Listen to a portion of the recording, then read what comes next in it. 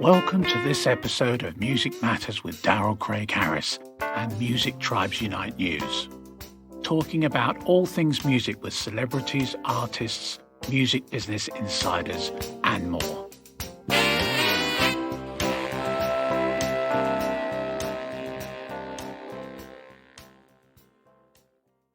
Hey, everybody. Welcome to Music Matters Podcast. Today, we have the legendary Mike Watt, punk rock bassist, I should say, who's coming to us from the Pedro, which is San Pedro in California. How you doing, Mike? I'm glad to be here, Darrell. Thanks so much for having me aboard. So you have such a long history with some amazing bands, the Minutemen, Iggy and the Stooges, and so many. And you guys have the second album out with your MSSV project that's being released. I think, is that actually being released today? Yeah. Now we got to remind people it's Mike Baghetta's project, but I'm really glad to be part of it. And it's kind of a different experience. You know, I found through all the years, you were talking about collabs, playing with different people. Right. And, I guess anytime you get on stage with more than one person, it's kind of a collab, it's an ensemble. But there's a lot of different ways to do that. Sometimes you're the shot caller. For example, with my operas, like Contemplating the Engine Room, Second Man's Mill Stand, and Hyphenated Man, I was asking people to take direction because I had this piece, right? Then you mentioned Stooges, also Porno Pyro, J Mascis in the Fog, right? Flipper and Tav Falco. This is when, usually in that case, you take the place of the dead dude, or the gone guy, I should say, because he ain't always dead. But you learn his parts. So actually, you're learning how to take direction, which I think is pretty healthy if you want to give it to other people. Exactly, yeah. Actually, life, too, I think is about taking turns. Inhale, exhale. It seems a lot of stuff have these dangling dualities, huh? And you miss out. I know some things try to point in the direction, just be the boss and you've won. But if you're the boss, there's going to be stuff you'll never learn. Right. So I think it's good to take different roles. The other ways to collab is kind of the thing where everybody brings their piece to it, which is maybe more a true collab. Yeah. Like we'll do a couple of your songs, we'll do a couple of mine. Or you put the pieces together with different parts. There's just so many ways. But with this MSSV project, first time I've ever had a cat write bass parts for me. I mean, D. Boone didn't even do that in Minutemen. Right. Wow. D. Boone, we grew up playing together. He just played. I'd come up with a part the same way for my songs. So never had to show. But what Mike Baghetta told me he does is he gets one of these drum machines that can do samples. And it's got pads he can play. He puts bass notes in the samples. And then he plays the bass parts out like they were drums. Oh, interesting. Which kind of coincides. It's trippy because this is where my thinking is going with doing bass. You know, D. Boone's mom put me on bass when we were 12. I didn't even know what it was. But looking at pictures, right, it's Arena Rock Days, 1970, right? So, looks like a 4-string guitar. But as time has gone on, and you learn quickly it's not. more like a 4-string drum set. Right. And so Mike Baghetta has something about composing this way. It's just a coincidence, but life's trippy that way. People come into your life, you come into their life. It's a trip, right? And hopefully if you keep your mind open enough, everybody's got something to learn from the experience. That's the thing, I think. And as you get older, you realize it's sometimes it's so much better just to listen and pay attention, you know. Like you think 12th grade, right? Or that master's degree or that PhD. No, the classroom's never really over until exactly the fourth act. Yeah. How did you first start playing? Was it them putting you on bass and Yeah. When I met him, she had played guitar when she was a girl. So she wanted her boy to play guitar. Okay. And then he met me and he brings me over to the house. Second day. First day he came to my apartment. Second day, I just moved there. from the Navy housing to these projects, and he was living in older projects here in Pedro. So she said, "You're going to have a band." And well, yeah, sure, anything to hang out with this guy, man. I just was way into him. So every band's got a bass player. So you'll be the bass player. And okay. Found out later it was kind of econo childcare, keep us in the house after school. That's But that's cool. I mean, like when you're a young kid and you play in a band, that's like the biggest dream ever, right? Absolutely. Like look at this example. One time I hear a neighbor, in the projects, the women, the mas are the strong thing, right? She's going, how do you stand all that noise and racket every day after school? She goes, I know where my son is. Right. She's a little paranoid, I think. But that paranoia actually helped me in Deboon. Well, it's great too as a young guy, because I was kind of in a similar situation. I grew up with a single mom and started getting into music really young. And it's so great to have something like that that's yours and that gives you confidence, and you're not out doing bad stuff. You're focusing on learning how to play your instrument, right? I agree. Looking back, but in those days, you're wondering why things are happening. You don't know. Right. But yeah. So looking back, I can't thank her enough. By putting me on bass, by having us do, like you said, focus on something instead of getting in trouble. Yeah. And what drew you towards like punk rock? I guess you're kind of known as a punk rock, rock bass player. Yeah. How did that come about for you? Was that something that you loved, or? We graduate high school, San Pedro High, 1976.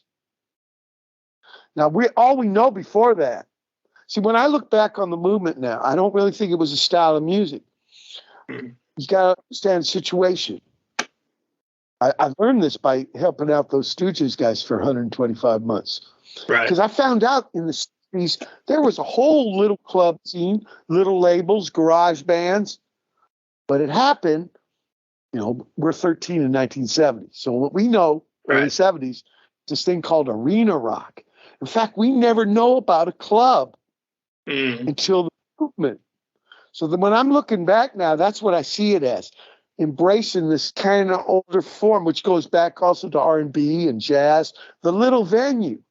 How many bands were started at a club? How many bands were started at an arena rock show?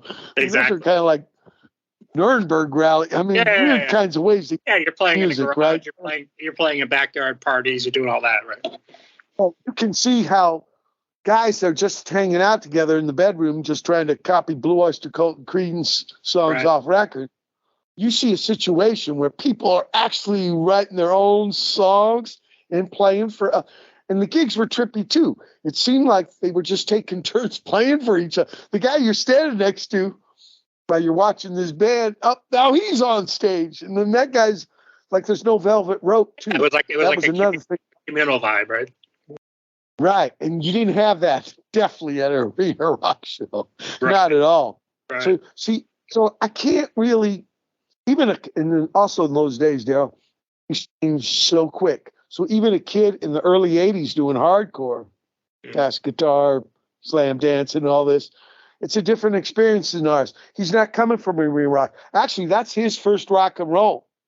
So, but we can share on the same thing. Humans are humans. A little age difference, whatever, or whenever you find out. Yeah, but it's the energy of rock, right? It pulls everybody together. But that's the thing. I remember this band called Black Humor, and I think they were up in the city in the early '80s, and they had this song where the chorus, hippies and black leather jacket, whatever. But there was a line where the lady says, "The only thing new is you finding out about it." And so much it seems. Like even DIY, I found out Walt Whitman printed his Leaves of Grass in 1855 himself. So DIY, talking like goes way back. Labels, and it's a conservative movement in a way. It's an old timey movement. Nobody else will put it. He writes 12 poems. He thinks he's going to stop the Civil War with this. Right. Well, in his heart. Yeah. The reality was whatever, but if you paid for it, well, we found out the same thing through the movement. If you paid the printing guy, your record could come out no matter who liked it or didn't like it. Right. almost a foist, right? Mm. But it's what, with art's a little safer. You're not hurting people. If they don't like it, they just leave. If they turn off the machine or walk out the hatch. Yeah. Yeah, but a lot of the punk rock scene, it seems like it came out of these guys starting these small labels, and then it just kind of grew and grew, right? Yeah, that's the way I look at it. I don't really look at style of music. It did gravitate to this fast kind of guitar music, but at first, like in 70s, like you go up to the Whiskey, and you did not know what you were going to see. A lot of bands didn't even have, the first band that could sell out the Whiskey was the Screamers. They didn't even have a guitar. Right. So it was kind of an art rock trip. Kind of a cross.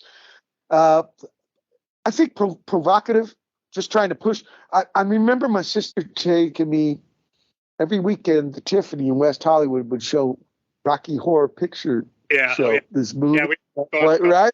Laguna. And then the people do all the work, throwing the toast and the hypo squirts. Like they took over the show. Well, I saw those same people at the early punk shows, and it was the same vibe. Like, we're not just going to be in the audience in the dark. We're going to be part of the gig. Right, yeah. They're going to participate. They're going to jump off stage. They're going to do all sorts of, right? So you could see how, for outsider people like me and D. Boone, this is a very attractive situation. Yeah, you're like young kids. There's a lot of energy. There's a lot of girls, right? That's not a bad thing. Well, I think the early scene was a lot of ladies because it came from glitter and glam. Like I said, it's this connect with Rocky Horror. Right. They didn't feel of course, when the young guys with the slam and see, also it reflected in the dance, right? At first it was pogo. You got your own space up and down. Then it goes to slam where it's left. Yeah, the girls have to leave. So things changed like that, but it was very female at that time. And then when you're part of a minority thing, an underground thing, there's something attractive just about that. Yeah, you're feeling that in school. Right. Why not go to a place where you're kind of rewarded for it? Yeah. Instead of ostracized. Counterculture, and that's always attractive to people, right? Sure. And by that time, and remember, we're boys in the 60s, so all that stuff we're seeing, civil rights, anti-war, free speech and that, by the time you get to the 70s, that's kind of, it's arena rock and, right, whatever. Yeah. So, but then your mind was still all lit up like that, so try to make your own version of the counterculture. Yeah, that's what an exciting time to be like in Southern California. The music scene. It's always been vibrant there, but especially in the 70s, right? There was all sorts of stuff happening. Absolutely, but you look back, the Eagles, that troubadour country rock came out of SoCal. Before that, surf, and Fender guitars, and we've always had Canyon thing. Maybe not inventors, but we put our own spin on it. Yeah. How did you end up with Iggy and the Stooges? What's that story? Oh yeah, well, actually, it was with helping Jay Mascis out with his project, The Fog, and he didn't want to sing every song every night. So he says, "Why don't we do some Stooges songs and you sing those?" Because actually, the Stooges, the Ashton brothers, Scotty and Ronnie hadn't talked to Iggy in 29 years. Oh, wow. Okay. But when we come through on this tour with Jay Mascis, The Fog in Ann Arbor, around where he lived, Jay said, call him up, because he used to come to my gigs. Right. Minutemen, yeah. And Jay decides to take Ronnie on tour. So I think Ig heard about this and called Ronnie finally after all the, hey, I remember what Ronnie told me was Ig said, this indie guy is stealing my treasure. Ronnie told me, my treasure? He says, he's had my phone number because he's living at his mom's pad, right? Ronnie only lived out of his pad when they were in Hollywood a couple of years. He always lived at home. And so, anyway, I think that was kind of the thing to get the band going again. And then Ronnie kind of voted for me because of me playing with him, with Jay. Right. Watt knows the songs. Of course, everybody in the old days of the punk movement, Stooges back in, But, I've seen this happen before. The originators really don't know the effect of their music on they don't. They sometimes feel like they've been forgotten, right? Yeah. Right. So like Ronnie say, I felt like the old blues guy on the porch and people coming up to me. Yeah. Mm. But Yeah, that's how that happens. I mean, those are some really fun. Those are some fun based songs, right, to play, and that's some good. That's some good It stuff. was a weird coincidence too. I should tell you. Mm. Right around that time, right before I helped Jay Mascis, I got a sickness that almost killed me. Oh wow! It was an infection from riding bicycle, and instead of like lancing rub it on the seat, right? It's called the taint, or perineum's the doctor word, but taint where I grew up. Taint the asshole, ain't taint the balls, right? So you can. But anyway, they had to do surgery on me and all this stuff, and they had put a tube in me, so I couldn't play bass. Right, it came right in my bladder for. Oh wow! Yeah, that's no fun. I couldn't play. I hadn't stopped playing bass since D Boon's mom put me on it. Wow! Yeah. So when I went to, I couldn't do it. I thought this was supposed to be like bike ride. You never forget. So practice, I did Stooge, because Stooge is not a lot of chord changes, but a lot of feel. Yeah, right. So Little Doll. I found out later from playing with them that the bass line to Little Doll is actually from Pharoah Sanders' Upper Egypt, Lower Egypt. Oh, that's funny. Yeah. Yeah, those guys are still listen on parts, right? TVI's got one Motown beat. Yeah, they all. When you start figuring this out, music is made of all kinds of things from all kinds of places. Yeah. And why shouldn't be? It's all vocabulary. That's why I'm really, really on a warpath against this idea of genre, because I really believe music is music, and these other things, even though it might be some people perceive as a shortcut, it ends up cheating us out because. Oh, my tribe doesn't listen to that drum beat. Yeah, exactly. Right. Yeah, you want to be You're cheap. all vibrant. Totally agree with you there. So how about it was the reality of my sickness and having to practice and get strong again, and then the coincidence of these guys finally talking again, and then when we did the gigs. 125 months of them, I thought it was going to be one gig at Coachella, right? It was like almost 13 or 10 and a half years. So nobody's their age at the gig. In fact, they're not even my age. Their kids wanting to know where this band who was responsible for their movement was like. It was trippy. People 20, 30, 40 years younger than them. They want to see the real deal, right? Yeah. And I would have never planned this. When I was starting to play with D Boon, Yeah. But, in that music, and I mean, all the bands that you've been in were so influential, I mean, obviously not only in the Southern California scene, but globally, that music is just so beloved. And now it's people have turned their kids onto it. They turn their grandkids onto it, and it stays alive, right? Yeah. That's the only way. If you make it a kind of form or something, a brand, so it goes. But if it's something dynamic, you know what I'm saying? Let's say you got that guy, you got clay, and then that guy puts it on the wheel and makes up his best coffee mug out of it.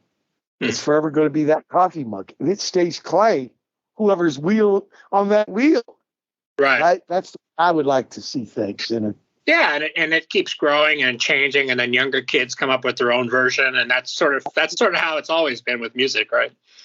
Absolutely. For example, literature. You can use every word that's already been invented, not invent one word, and still have a very original novel. Exactly. Yep.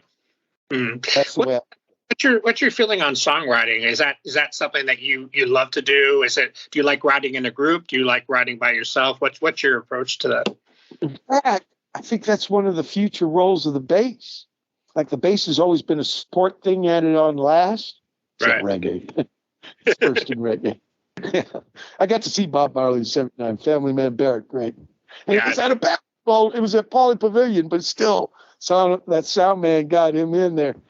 But composition tool, because the bass, harmonically, we're very narrow.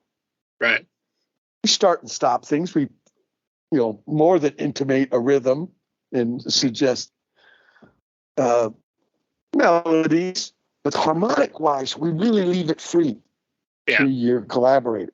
Whereas if you compose on piano or guitar, you're already painting those guys. It seems like bass, you could still come up. Yeah, some people say to me, "Yeah, why didn't you write it on kick drum or cymbals?" Yeah. Not enough information. But a guy like Nels Klein, he loves it. Mike, we get it too. And you look like John Deacon. Room. Yeah, John Deacon from Queen wrote some of the best Queen songs coming from a bass player perspective. Absolutely. Under pressure. Oh my God, what a bass line! It's not even an interval. Yeah, it's just the way. Amazing stuff. And the bass, as a bass player myself, you realize that you have a lot of control of the band. He's almost like the point guard. Who's going to get the ball? Yeah. Yeah. They're going to go where you go. Pretty much they have to in some ways. I remember I had to do this interview last year for the AM radio station who does the Dodgers. You're right. Because they got their guys is a Pedro guy. So let's talk to another Pedro guy, Watt. And so the guy asked me this question: "What are you trying to do on the bass?" And I can't, this is the Dodger listening audience, so let's not get too mute or Watt. So I think closest note, probably that kick drum. I'm trying to dance with the kick drum. And the dude got it. Yeah, and just make people nod their heads and make them catch the groove, right? That's if you're doing that, then you're winning. Feel it almost more than hear it. Right, exactly. That was kind of the most for me with James Jamerson and those guys and Bob Babbitt. Like it's almost like we all owe that man. Oh my God, we owe that man. Yeah. Yeah, they kind of reinvented the wheel a little bit. And plus they had amazing arrangers that really gave them some really good stuff to play over, right? He comes from stand-up too. Right. So he did have foundation. Some of these guys, oh my God, John Coltrane, Mr. PC, right? He writes a song for him. Yeah. Sure, Miles Davis can write John McLaughlin a song. John Coltrane wrote Mr. Paul Chambers a song. And just all kinds of guys. Jimmy Blanton, Duke's band. And the stand-up, I think, James Jamerson going for, because if you look at all the other early electric bass players, they're all guitar players looking for work. Right. James Jamerson is one of the guys who actually comes over from the other side. Charlie Mingus said, "No way." I'd say Lionel Hampton tried that with his guy, This big beef I read about Atlantic Records tried to make some summit with a young Stanley Clark and Charlie Mingus. And I'm going to teach you take the H. I don't need to learn take the H, this kind of shit, Right. Get out of there. James Jamerson, he's the guy. He doesn't have to talk about it. He just does. There's no role for it yet. They can't really record this right, especially for AM radio. And like you said, to match those arrangements with the great singers. Because I also think Jameson's also listened to the singer big time when he's composing, right? Also, right? No headphones. They're listening to the whole thing. So he's getting big picture. I think this is very important. Yeah, that's bass actually players play. I think Jim Bergantino told me he calls them pajama players. They only play by themselves, and that ain't really bass. That's like, hey, you want some stew with that salt? Exactly. No, man, you need the big picture. Yeah. And how the bass going to aid and abet. We already agreed there's a lot of power with this, right? Now, how's that power going to be wielded? Yeah. James, great helper with us getting some wisdom that way. Yeah. And I think part of his background. Yeah, and he was and he had there were so many great songs to play over. that helps too, right? Dude, it's on like 200 top 20 singles. I think he's on 200 of them, and his name's only on one. What's going on? At Marvin Gaye. Well, it's Marvin made. And a lot of people, again, would think of you as a punk rock bass player, but I mean, you listen to everything, obviously, and you're like me. I'm just a lover of the instrument. Like, I don't really categorize anybody, and everybody has something to contribute, right? Yeah. Even as a bad example. Yeah, that's I tell you what, I've always said I can go see a 15-year-old kid play, and he'll do one thing. I'm like, wow, I never thought about that. Absolutely. Well, here's the thing with physics in bass. The more notes you play, the smaller you get. So a guy or a woman just starting with the Econo thing, really good bass line. Right. You get all credited and you get punished. Sure, that God fusion's at the end of the hall asking you to crawl on your knees. But you know what? In terms of the big thing, that bass line is Psycho Killer that Tina Weymouth did. Mm-hmm. Boom, boom, boom. Sometimes not knowing provides the clue what can help a tune. Remember, that's the thing that when you, like you said, James Jamerson had all them great tunes to play to. Mm. Yeah, like you mentioned too, it's a lot of these days online you see all the gospel chops and I mean, God bless everybody, it's cool, but like it's nice to just hear good solid quarter notes or just pounding it out, right? That's so powerful. He improvised too a lot though. That what's going on? You know, he was on his back, right? He's drunk. He didn't know about Sesh. They found him in a bar. Right. So he's you know, well, that's where the jazz musicians are great, where they can do stuff like that. They can serve the tune and still improvise and reinvent in the moment. Mm-hmm. Yeah, what a gift. If you want to set your sights, if one wants to talk about where he wants to set his sights, I wish I could do that. Because then, you're not the karaoke machine, you know. Mm-hmm. You switch it up somehow. Sometimes it might be leaving a note out. Right. Less is more. Mm-hmm. Yeah, I got an idea about this thing called working the holes. You're trying to look in the future. What spaces are you giving to your fucking collabs, your colleagues? Mm. Yeah, that's true. And like you said, sometimes it's what you don't play that's actually way more powerful. Drummers know this. Yeah. Drummers know this. Mm. Absolutely. So on this album, the name of the album is Human Reaction. How long did it take you guys to record that? This is the great strategy Mike Bagetta used. Mm. Why don't we play half the tunes we're going to record every night? Switch it up every other night. So at the end of the tour, half the gigs had half the set, half the gigs had the other half. Okay. Set, I should say album. So the day after, right, we do 45 gigs in a row. Day 46, instead of playing a club, we play the studio. We do a gig in front of the microphones. You think we're practiced up? Yeah. I've always had to do it the other way. You get the album done, then you're touring, thinking, God, we couldn't play these tunes longer. Yeah, like, now I've got to learn the song. People, right? The most real prac. I mean, you need the prac pad prac, but prac in front of people, that's, yeah. So one day, because it was like and he's going to do that this tour too for the next album. I think it's a great. The album sounds great. I was checking it out today. I love the spontaneity of it. I love the vibe and the sound of it. I like the rawness, which today some stuff is so overproduced. It's nice to hear guys in the studio just rocking. You know, I think almost all of them were first takes. Yeah, awesome. Yeah, it sounds great. I definitely encourage everybody to check it out. And I should say, so it's Mike Bagetta, Stephen Hodges, right? And then you, of course, Mike Watt. and how can the producer man, engineer man? Yeah, and you also have a podcast. Well, I've used that word, but I have had a show for 22 years and 2 months. Right. So it's the Watt from Pedro, correct? Well, we say Pedro, but yeah. Or TWFPS. Sorry. To do the acronym, because that's also the URL, TWFPS.com.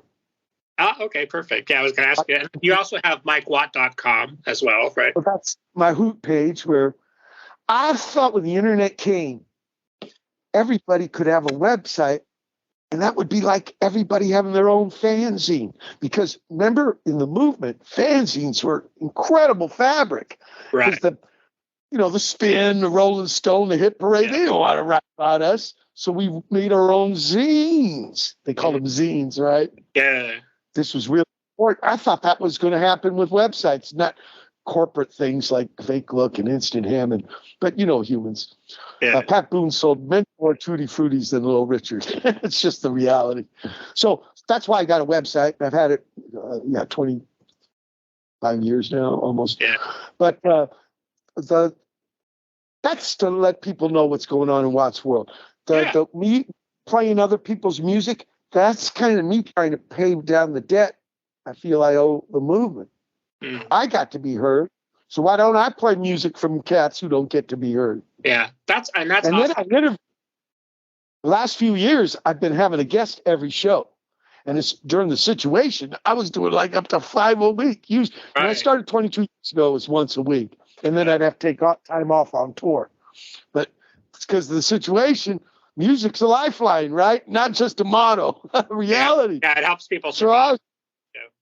Right. And then people telling me about this guy, that guy. It was totally like the old days. Remember the cassette mixtape? Yeah. You'd hear about songs you never did from a buddy? Yeah. That's the kind of vibe. That's the aesthetic I'm trying to do, Darrell. Perfect. Yeah. And that's great that you do that, Mike, because it's so important for new bands to be heard. And there's so much noise out there. You want to be able to feature people that you really like and that you think are like have something to say, right? Right. I mean, that's the test. If your mind is really open, then you got to say to yourself, there's something can teach me. Yeah. Yeah. There's always new stuff coming out. There's people taking what you guys did and reinventing something completely different, which is exciting too, as well, right? This thing about contact mics, like you can put them on anything, a comb, and start combing your hair. Yeah. I know the technology is changing, right? Right. And also more econo. So there used to be a huge gap between the dudes recording and the dudes making.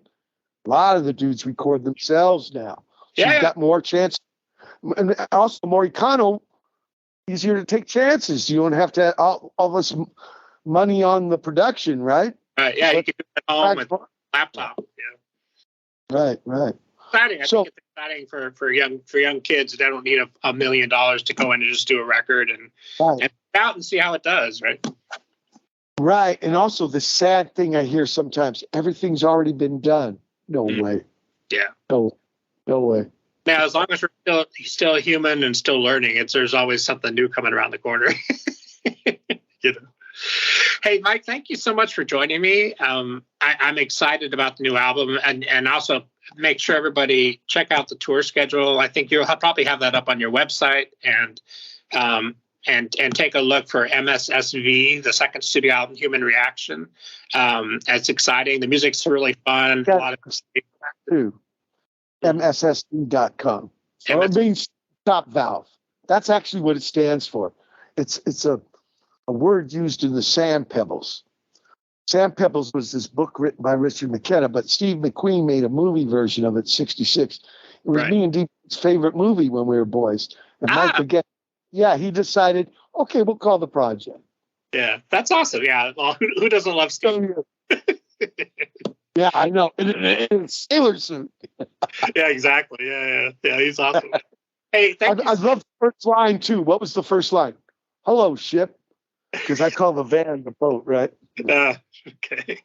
Awesome. Hey, Mike, thank you so much. And hopefully we'll catch up. Next time I come out to LA, maybe we can meet up for lunch or something and meet in person. Okay.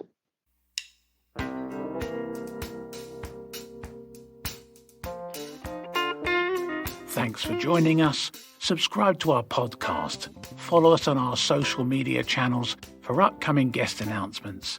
And keep up with the latest at musictribesunite.news.